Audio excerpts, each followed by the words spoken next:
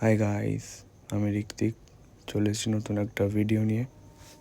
তো রবিবার সকালে বন্ধু নিয়ে বেরিয়ে পড়লাম।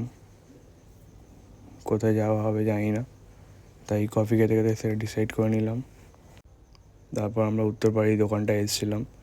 এখানে না ডিম কষা খুবই বিখ্যাত, কিন্তু ততক্ষণে ডিম কষা অলরেডি শেষ, তাই না সবজি আমরা নিলাম। তো তো ওরা আমাকে ইগনোর করে খেতে শুরু করে দিয়েছিল, তাই আমিও দেরি না করে চটপট করে খেয়ে ফেললাম। নানটা বেশ নরম ছিল, প্লাস সবজিটাও খুব লাইট ছিল। তারপর আবারও আমরা বেরিয়ে পড়লাম। কোথায় যাচ্ছি জানি না। তারপর শেষমেশ আমরা উত্তরপাড়া মন্দির ঘাটের দিকে গেলাম। তখন সকালবেলা ঘাটে কেউ নেই, পুরো ঘাট ফাঁকা, শুধু আমরা চারজনেই।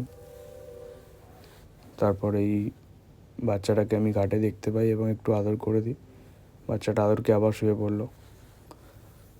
তো আমরা একটু ঘাটে আড্ডা দিই।